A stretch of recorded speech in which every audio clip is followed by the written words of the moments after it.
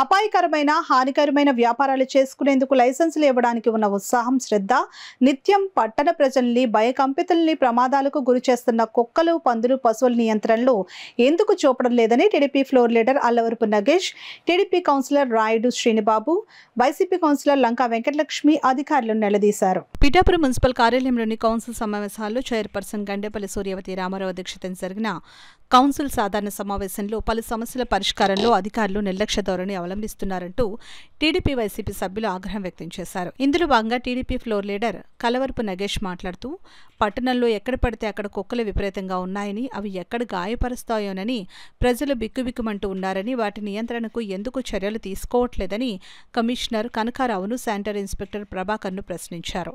అలాగే పశువులు కూడా రోడ్లపై తిరుగుతూ వాహనదారులకు, ప్రజలకు ఇబ్బందులు, ప్రమాదాలు కలిగిస్తున్నాయని అన్నారు. దీనిపై commissioner Kanakarao, sanitary inspector Prabhakar వివరణ ఇచ్చారు. కుళాయి పన్నులు, డబుల్ ఎంట్రీలు, అస్తవ్యస్త పారిశుద్ధ్యం తదితర సమస్యలను సరిదిద్దాలని 4-5 మీటింగుల నుంచి చెప్తున్నా ఇప్పటికీ చర్యలు తీసుకోలేదని సంబంధిత విభాగ అధికారులపై కౌన్సిలర్లు సామరవత లలిత, కోళ్ల బంగారుబాబు, బోనాసుల శివ ఆగ్రహం చెందారు.